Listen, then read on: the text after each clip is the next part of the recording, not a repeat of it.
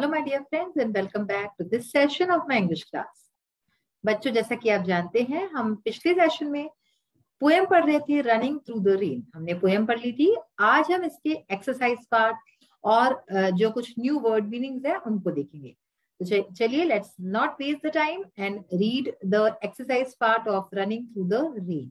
So we will start with the glossary and notes. In this section, we read some new words that we have read in the chapter or in the poem.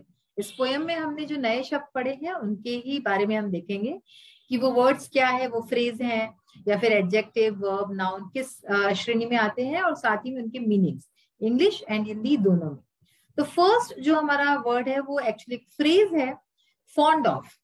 Fond of का मतलब क्या हुआ? Finding something enjoyable, यानी शौकीन होना. कोई चीज हमें जब बहुत पसंद आती है, सपोज मुझे कोल्ड ड्रिंक्स पीना पसंद है, तो मैं क्या बोलूंगी? I am fond of drinking cold drinks, यानी मुझे कोल्ड ड्रिंक्स पीने का शौक है, मुझे बहुत पसंद है. ठीक है.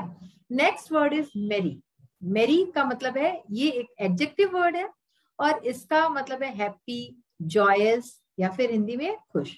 नाउ सी वन थिंग कि MERRY मैरी, इसका मतलब खुश होता है. और जब अगर हम ई की जगह ए लगा दे तो वो हो जाएगा Mary.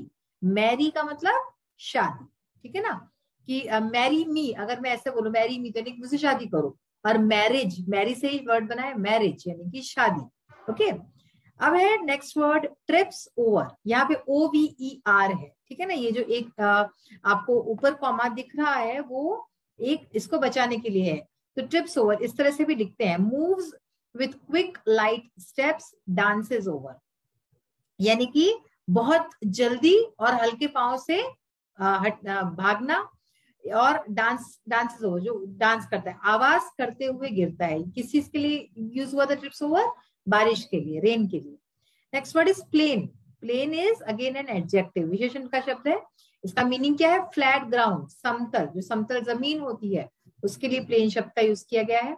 Delightful. Delightful is again adjective, giving great pleasure, आनंददायी, जिस चीज से हमें बहुत प्लेजर मिलता है, सुख मिलता है, खुशी, आनंद मिलता है, उसको बोलते हैं डिलाइटफुल.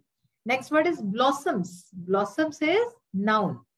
ये इसका क्या मीनिंग है? बड्स, यानी कि कलियां. Blossoms, buds. Next word is शार. अब यहाँ भी SHOWER होता है. ठीक है ना, शार. तो उसको ही शॉर्ट फॉर्म में कॉन्ट्रैक्शन में लिखा है शार. ये भी एक नाउन है. A short fall of rain, फुहारें, जिसको हम फुहार बोलते हैं ना, कि हल्की फुल्की बारिश हुई, उसको शार बोलते हैं. वेन एडजेक्टिव है, यूजलेस, बेकार, जो चीज बेकार होती है, व्यर्थ होती है. पीटर पैटर वर्ब है, ये एक वर्ब का शब्द है. The sound of light rain. टप टप, जो टप टप टप आवाज होती है, जो उसको पीटर पैटर बोलते हैं. ठीक है, आवाज लाइट रेन की. पीपिंग, ये पार्शियली एडजेक्टिव है. Looking through a narrow opening, झांकना. जब कोई चीज, सपोज आप कभी करते होंगे ना, खिड़की से कहीं किसी के घर में झांक रहे हैं, है ना, या फिर डोर में छोटा सा वो एक होता है, छेद होता है, वहां से झांकते हैं. That is called peeping in English. उसको पीपिंग बोलते हैं, झांकना. Sunbeam. Sunbeam is compound noun, क्योंकि सन अलग है और बीम अलग है, इन दोनों को मिला के एक शब्द बना है सनबीम. रे ऑफ सनशाइन, सूरज की किरणें, सूरज की किरणों को सनबीम बोलते हैं. Next word is guild. Guild is a verb. ठीक है, क्रिया का शब्द है. कवर थिनली विथ गोल्ड, यानी कि सोना चढ़ाना. ठीक है, उसको गिल्ड बोलते हैं. सेंटेड एडजेक्टिव का शब्द है. इसका मतलब है गिविंग प्लेजेंट स्मेल, सुगंधित. कोई चीज जब सुगंधित होती है, जैसे अगरबत्ती वगैरह होती है, उसमें से खुशबू आती है, सुगंध आती है, scented. Then shelter. Shelter is noun. इसका मतलब a covered place that protects people from rain और विंड, है ना, जो बारिश से या फिर हवा से बचाए. ऐसी जो कवर्ड जो जगह होती है ना, उसको बोलते हैं शेल्टर, छुपने की जगह. और लास्ट वर्ड है इसमें कंप्लेन. कंप्लेन का मतलब है, कंप्लेन एक वर्ब है. इसका मतलब है एक्सप्रेस डिससेटिस्फैक्शन, यानी शिकायत करना, तो उसको बोलते हैं कंप्लेन. तो ये तो हो गए हमारे कुछ वर्ड्स एंड मीनिंग्स. अब आइए देखते हैं हम ट्रू फॉल्स आज देखेंगे. Right whether the following statements are true और फॉल्स. ये जो सेंटेंस लिखे हैं सही है गलत हमें देखना है. The poet doesn't like sunshine but he likes rain, यानी कि पोएट को, कवि को सनशाइन नहीं पसंद है लेकिन उसको बारिश पसंद है। सूरज की किरणें यानी कि सूरज उगा हुआ नहीं पसंद आता, उसको बारिश पसंद आती है। This is a false statement. यहाँ पे आप फॉल्स लिखेंगे, एफ लिखेंगे, क्योंकि शुरुआत में ही कहा गया है कि some people are fond of sunshine, I am too, ऐसे इस तरह से कुछ लिखा हुआ है, यानी कि कुछ लोगों को सूरज की किरणें पसंद है, मुझे भी पसंद है। लेकिन यहाँ पे उसके बाद कहा गया है सेकेंड लाइन में कि लेकिन मुझे बारिश भी पसंद है, इसलिए ये लाइन गलत है, यहाँ पे आप फॉल्स लिखेंगे। नेक्स्ट है, he calls the month of April merry. Poet जो है अप्रैल के महीने को मैरी बोलता है, तो ये ट्रू है, सही है। The poet doesn't enjoy the rainfall. Poet जो है वो रेनफॉल को यानी बारिश को एंजॉय नहीं करता, उसको पसंद नहीं आती, फॉल्स है ये, वो बहुत पसंद करते, he enjoys the rainfall. Bright eyed blossoms are large in size, यानी कि जो कलियों के लिए बात कही गई थी तो उनको कहा जा रहा है कि वो लार्ज है साइज में, जबकि वो स्मॉल थी, स्मॉल इन साइज थी, ठीक है ना, तो ये भी फॉल्स होगा। The poet succeeds in saving himself from being drenched. Poet जो है खुद को बारिश से पूरा भीगने से बचा लेता है, यानी कि उसमें वो सक्सीड करता है, सफल रहता है खुद को बारिश से बचाने में। ये भी फॉल्स है, क्योंकि उसको आनंद आता है, उसको मजा आता है बारिश में भीगने में। So again this statement is also false. It was a heavy rain, यहाँ पे कहा जा रहा है कि बारिश बहुत ही हैवी थी, भारी थी, जो कि फॉल्स है। हमें ये कहाँ से पता चलता है कि पीटर पैटर रेन ड्रॉप्स जो था उससे पता चलता है कि बारिश हल्की फुल्की थी। The ground becomes scented because of rain. जो ग्राउंड है, जमीन है, वो सेंटेड हो जाती है, खुशबूदार हो जाती है बारिश की वजह से। True. The poet found shelter everywhere to save himself from rain, यानी कि पोएट को जो है शेल्टर यानी छाया मिल जाती है हर जगह जहां पे भी वो जाता है, ताकि वो खुद को बचा सके बारिश से। ये भी अगेन फॉल्स स्टेटमेंट है, क्योंकि उसको कहीं भी छाया शेल्टर नहीं मिलती। He didn't complain because he enjoyed running through the rain. वो शिकायत नहीं करता क्योंकि वो इंजॉय करता है, उस चीज को खुशी से स्वीकारता है कि रनिंग थ्रू द रेन, बारिश में इधर उधर दौड़ना उसको मजा आता है इस चीज में, इसलिए वो कंप्लेन नहीं करता, शिकायत नहीं करता। Again this is a true statement. तो ये तो हमारे हो गए ट्रू फॉल्स। देखिए मैं आपको एक एक लाइन समझाती हूँ ताकि आप जो है इसको समझ के जो आप ट्रू फॉल्स करेंगे, ठीक है, तो आप कभी आपसे गलती नहीं होगी। लेकिन अगर आप बिना समझे और सोचेंगे कि हम बस इसको लर्न कर ले, तो वो चीज गलत होती है। अब आइए देखते हैं नेक्स्ट हम ग्रामर पोर्शन इसमें जो है। Read the following lines from the poem and concentrate on the use of auxiliary verb before a subject. तो यहाँ पे पोएम से कुछ लाइन दी गई है और हमें क्या देखना है, ऑक्सिलरी वर्ब का यूज देखना है बिफोर अ सब्जेक्ट। सब्जेक्ट यानी कि विषय के पहले ऑक्सिलरी वर्ब का यूज किस तरह से किया गया है। Some are fond of sunshine, well, so am I. ये दो लाइनें थी, शुरुआत की हमारे पोएम में। In the second line, well, so am I, जो दूसरी लाइन है, so am I। देखिए हम नॉर्मली क्या लिखते हैं, I am, है ना, इस तरह से लिखते हैं, लेकिन यहाँ पे थोड़ा सा उल्टा हो गया, so am I। Auxiliary am precedes the subject I, यानी कि पहले am आया है और उसके बाद सब्जेक्ट आया है, जो विषय है वो उसके बाद आया है, यानी कि सब्जेक्ट इस लाइन में कौन सा है, I है, ठीक है। Here are a few more examples। इसी तरह के कुछ और एग्जाम्पल्स देखते हैं। My mother is hungry, so am I। मेरी माँ भूखी है और वैसे ही मैं भी भूखी हूँ। He doesn't like music, nor do I। उसको म्यूजिक पसंद नहीं है और ना ही मुझे पसंद है। Her mother is beautiful, so is she। उसकी माँ सुंदर है और वैसे ही वो भी सुंदर है। He doesn't come in time, neither do you। वो टाइम पे नहीं आता और तुम भी नहीं आता। अब देखिए यहाँ पे am I, ठीक है ना, यहाँ पे आई सब्जेक्ट है जो कि हमारे ऑक्सिलरी वर्ब एम के बाद है, इस तरह से डू आई, ठीक है, तो यहाँ भी डू के बाद आई आया, डू जो कि वर्ब है। सो इज शी, तो यहाँ पे एम, डू, इज और डू, ये सारे क्या है, ऑक्सिलरी वर्ब्स, और इसके बाद हमारे सब्जेक्ट्स आ रहे हैं।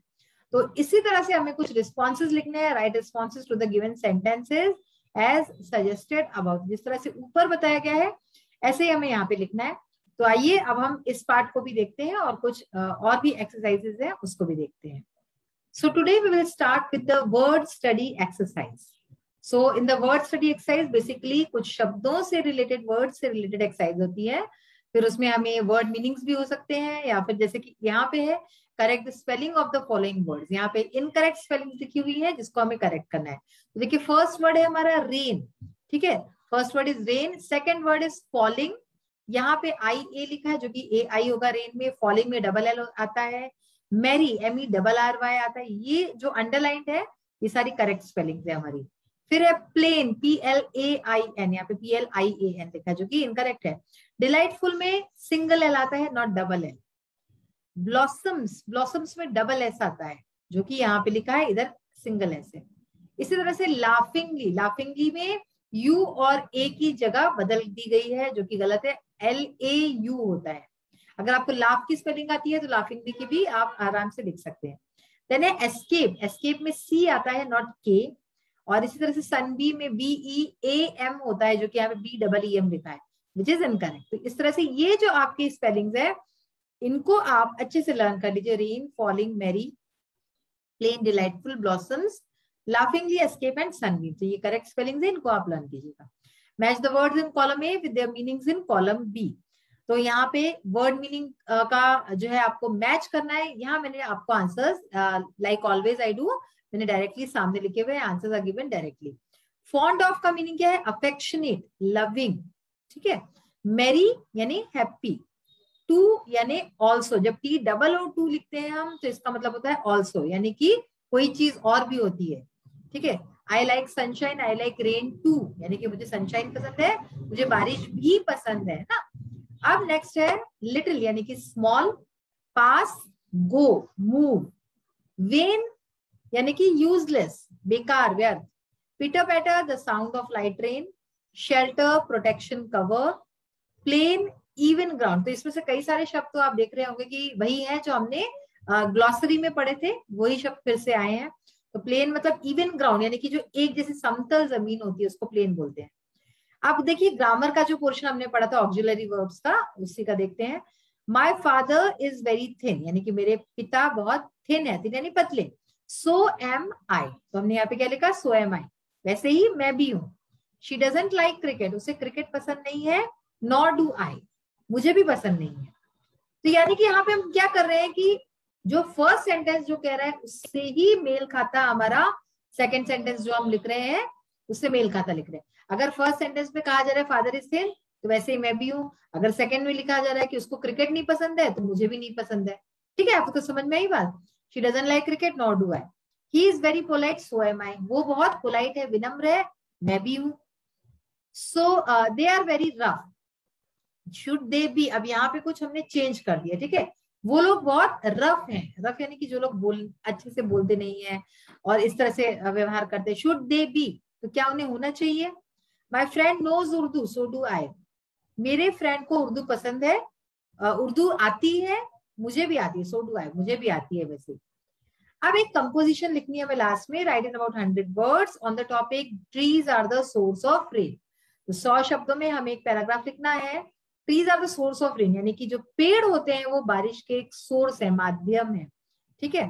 Trees are the important source of rain, पेड़ बारिश के एक बहुत ही महत्वपूर्ण संसाधन है, सोर्स है। Trees attracts the clouds to shower rain on the earth, पेड़ जो है क्लाउड्स को अट्रैक्ट करते, बादलों को आकर्षित करते हैं, to shower rain on the earth, ताकि वो बारिश करे जमीन पे, धरती पे। Trees are essential for our survival, पेड़ हमारे जिंदा रहने के लिए नेसेसरी है, एसेंशियल है। They gather in themselves moisture और वाटर ड्रॉप्स, वो अपने आप में मॉइस्चर यानी कि जो नमी है उसको एकत्रित कर लेते हैं, गैदर करते, इकट्ठा करते हैं, और वाटर ड्रॉप्स या फिर वाटर ड्रॉप्स है उसको इकट्ठा करते हैं। These water drops are absorbed by the sun, ये जो पानी की बूंदे हैं इसको एब्जॉर्ब कर लेता है sun, which goes upwards in the space, और वो ऊपर स्पेस में जो अंतरिक्ष है वहां पे चला जाता है। इस तरह से ये जो पानी की जो बूंदे हैं इन स्पेस, अब जो अंतरिक्ष है वहां पे, these tiny water drops condenses due to cold into clouds, तो ये जो बारीक बारीक छोटी छोटी बूंदे होती है पानी की, ये डेंस हो जाती है, थिक हो जाती है, मोटी हो जाती है। जो ठंड होती है बादलों की वजह से, उसकी वजह से ये इस तरह से हो जाता है। लेटर ऑन यानी बाद में, the trees attract the clouds, जो पेड़ है वो क्लाउड्स को अट्रैक्ट करते हैं, आकर्षित करते हैं। जहां पे पेड़ होते हैं वहां बारिश अच्छी होती है, ठीक है ना। And let them shower on the अर्थ, और उससे फिर बारिश होती है हमारी धरती पे। Thus trees are the important source of rain, तो इस तरह से पेड़ जो है बारिश के बहुत ही इंपॉर्टेंट सोर्स है, साधन है। So we should save trees and plant more and more trees, तो इसलिए हमें पेड़ों को बचाना चाहिए और ज्यादा से ज्यादा पेड़ लगाने चाहिए। तो बच्चों आज हमने पोयम जो है उसके काफी सारी एक्सरसाइजेस देखी हैं, ग्रामर पोर्शन और भी जो चैप्टर से रिलेटेड भी देखा है। होपफुली आपको सब अच्छी तरह से समझ में आ गया होगा। इनको अच्छी तरह से पढ़िए, समझिए, और if there are any queries तो आप हमारे ऐप के थ्रू पूछ सकते हैं। आज का सेशन यही फिनिश करती हूँ। नेक्स्ट सेशन में फिर से मिलेंगे एक नए चैप्टर के साथ। Till then bye, have a nice day, thank you, take care of yourself.